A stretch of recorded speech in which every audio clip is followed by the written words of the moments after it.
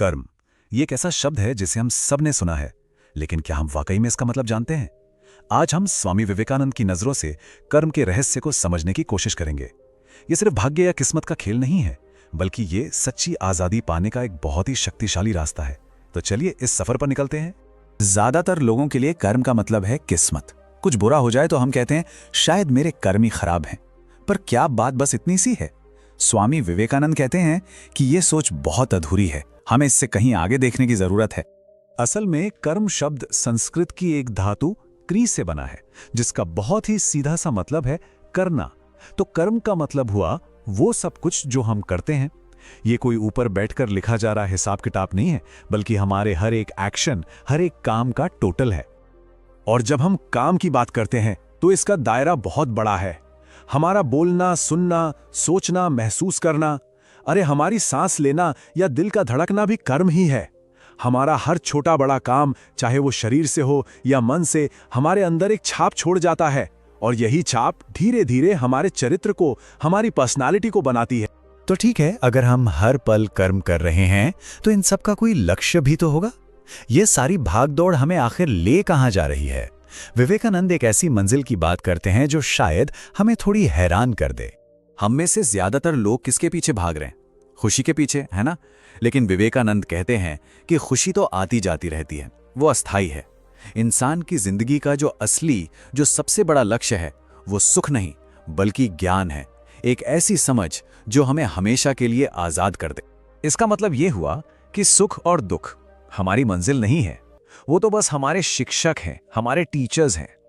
जिंदगी में आने वाले अच्छे और बुरे दोनों ही तरह के अनुभव हमें कुछ ना कुछ सिखाते हैं।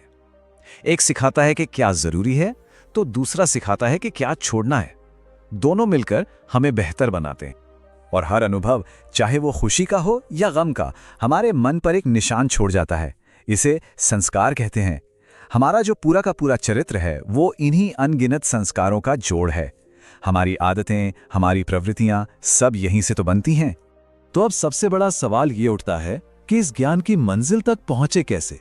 वो कौन सा तरीका है जिससे हम काम तो करें लेकिन उसके बंधन में ना फंसें?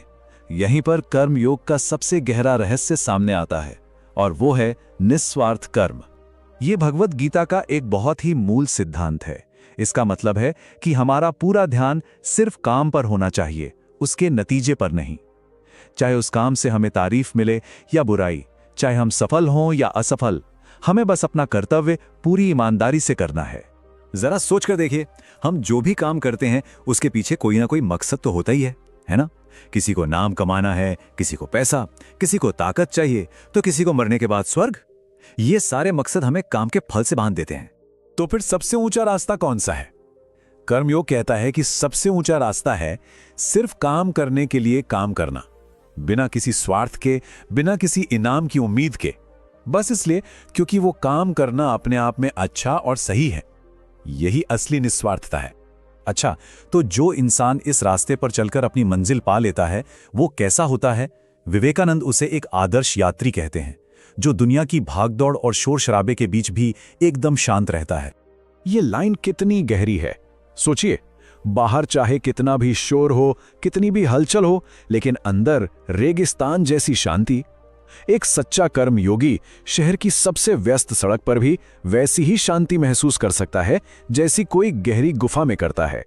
ऐसा इसलिए क्योंकि उसने बाहरी दुनिया पर नहीं बल्कि खुद पर काबू पा लिया है। इस शांति को पाने के लिए हमें प्रकृति के 3 गुणों को समझना होता है जो हमारे हर काम पर असर डालते हैं। पहला है तम, मतलब आलस और अंधेरा, जब कुछ करने का मन नहीं करता। दूसरा है रज, मतलब बेचैनी और भागदौड़, हमेशा कुछ ना कुछ करते रहने की इच्छा। और तीसरा है सत्व, यानी संतुलन, शांति और पवित्रता। कर्मयोग का लक्ष्य हमें आलस और बेचैनी से निकालकर संतुलन की इसी सत्व अवस्था में लाना है। ये सारी बातें सुनने में तो बहुत अच्छी लगती हैं, है ना? पर असल जिंदगी में इसका क्या मतलब है? सच्ची निस्वार्थता क्या है? चलिए इसे एक बहुत ही सुंदर कहानी से समझते हैं। कहानी महाभारत युद्ध के बाद की है। पांडव भाइयों ने अपने पापों से मुक्ति पाने के लिए एक बहुत बड़ा यज्ञ किया। उन्होंने गरीबों को इतना सोना, चांदी और धन दान किया कि देखने वाले हैरान थे। हर कोई उनके इस महान यज्ञ की तारीफ कर रहा था। उसी दौर में एक गरीब ब्राह्मण का परिवार था जो अकाल की वजह से भूखा मर रहा था। 5 दिन के बाद उन्हें कहीं से बस थोड़ा सा जौ का आटा मिला। जैसे ही वो उसे पकाकर खाने बैठे, दरवाजे पर एक भूखा मेहमान आ गया। परिवार ने एक एक करके अपने हिस्से की सारी रोटियां उस मेहमान को खिला दी और खुद चारों भूख से मर गए।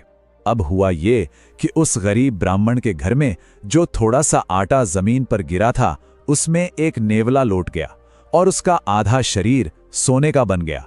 वही नेवला पांडवों के यज्ञ में पहुंचा और जोर से चिल्लाया, तुम सब झूठे हो, ये कोई सच्चा बलिदान नहीं है। तो इस कहानी का सार क्या है? सार ये है कि कोई काम कितना बड़ा या छोटा है, इससे फर्क नहीं पड़ता। फर्क इस बात से पड़ता है कि उसके पीछे की भावना क्या है, इरादा क्या है।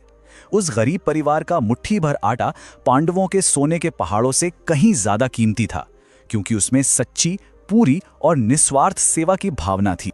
और ये कहानी हमें इस चर्चा के अंत में एक बहुत ही गहरे सवाल पर लाके छोड़ देती है। हम अपने रोजमर्रा के छोटे छोटे कामों को, अपनी ड्यूटी को, अपने कर्तव्य को एक आध्यात्मिक अभ्यास, एक पूजा में कैसे बदल सकते हैं? कैसे हमारा हर कर्म ईश्वर की आराधना बन सकता है? ये एक ऐसा सवाल है जिस पर हम सबको सोचना चाहिए।